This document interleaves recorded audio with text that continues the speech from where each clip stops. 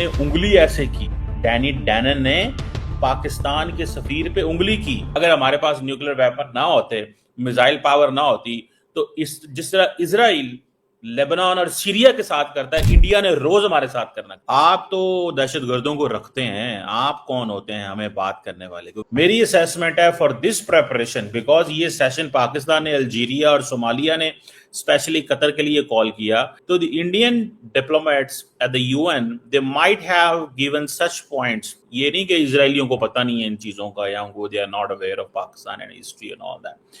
They might have given such points to India कि ये point भी ऐड कर लीजिएगा, क्योंकि उसामा बिन लादेन वहां पे था, तो ये चीज है। अब इसकी भी एक लॉजिक है। अच्छा, सवाल ये पैदा होता है कि अगर उसामा बिन लादेन पाकिस्तान में था, which he was there, जिसको कत्ल किया अमेरिकन ने through a special navy seal के ऑपरेशन के जरिए 2009 में आई थिंक, तो मुझे सिर्फ इतना इस चीज को समझना है कि क्या अलकायदा के दहशतगर्द दुनिया के किसी और मुल्क में मौजूद नहीं है। जब अमेरिका डेजी कटर बॉम्ब मारता था अफगानिस्तान की पहाड़ियों में, और उस वक्त के जो स्पेशल वो जनरल साहब थे, क्या नाम था उनका, माइक पावेल आई थिंक हुआ करते थे, बाद में वो सेक्रेटरी ऑफ स्टेट भी आई थिंक बने एंड ऑल दैट, ये सेक्रेटरी ऑफ डिफेंस बने। तो सवाल ये पैदा होता है, उस वक्त तो वो मारते थे, कह रहे थे हम अफगानी इनको मारेंगे, उन्होंने मारा, वो सारे वहां से निकले और पाक अफगान बॉर्डर खुला हुआ था, जो कि आज भी बहुत हद तक खुला ही हुआ है। अब हम उसको बंद करने की कोशिश कहते हैं, अफगानी कहते हैं इसको बंद ना करें, हमारे लोगों का आना जाना है इसमें से। दुनिया में कोई मुल्क ऐसा नहीं है जिस तरह हमारे साथ ट्रीट हो रहा है। हम बॉर्डर बंद करते हैं, अफगानी कहते हैं नहीं बॉर्डर खोल के रखो, हमने आना है। हम कहते हैं पासपोर्ट लेके आओ, वो कहते हैं हमने वीजा लेना ही नहीं है, हमने वैसे ही क्रॉस करके आना है।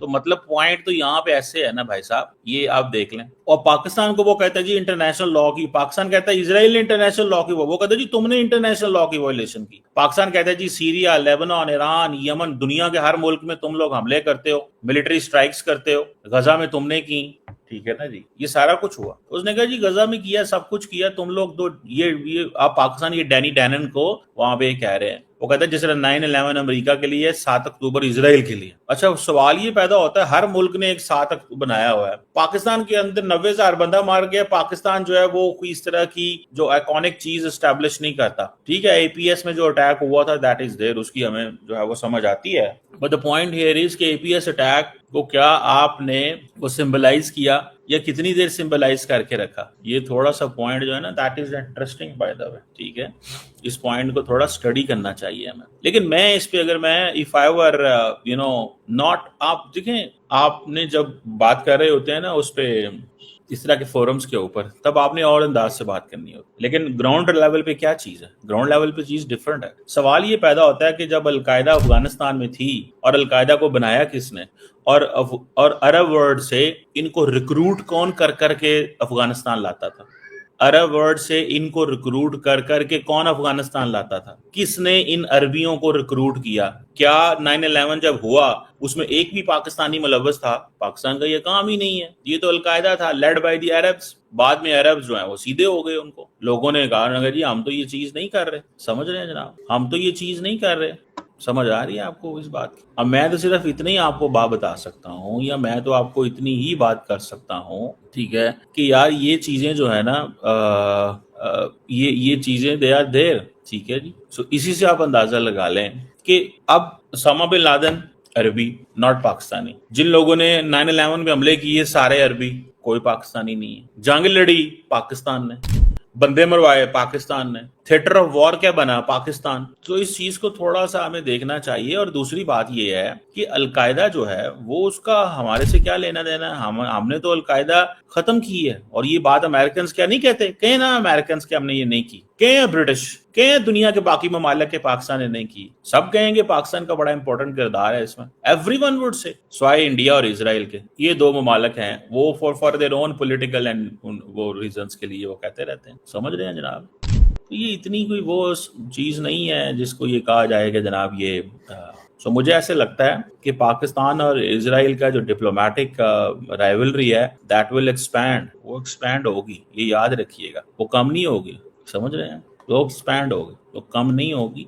उसकी वजह यह है कि हमें we have realize this thing very clearly, हमने इस चीज को बहुत क्लियरली रियलाइज कर लिया, हमने इस चीज को बहुत क्लियरली रियलाइज कर लिया कि भाई नुकसान हमारा हुआ है। किसका नुकसान हुआ है?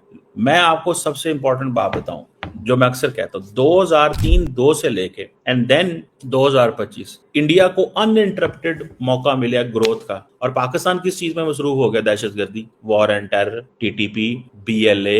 हमारे घर में तरक्की आई नहीं। चाइनीज आए, फॉरेन डायरेक्ट इन्वेस्टमेंट लेके चाइनीज को पकड़ लिया गया, उन्हीं को मारना शुरू कर दिया, तो नुकसान तो हमारा हुआ, किसी का कोई नुकसान नहीं हुआ। इंडिया को तो इस चीज का सामना करना नहीं पड़ रहा कि दुनिया में इंडिया को कुछ सामना तो नहीं करना पड़ रहा है इस चीज में, कि करना पड़ रहा है? नहीं करना पड़ रहा है यार। क्यों करेंगे वो सामना? उनके मुल्क में ऐसा सिचुएशन ही नहीं है।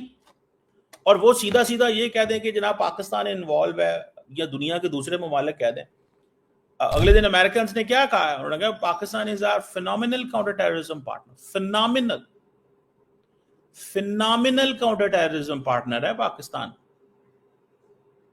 ये कहा उन्होंने। इस चीज से आप अंदाजा खुद ही लगा लें, इस चीज से आप अंदाजा खुद ही लगा लें, ठीक है जी, कि किस तरह की सिचुएशन जो है वो इमर्ज कर रही है।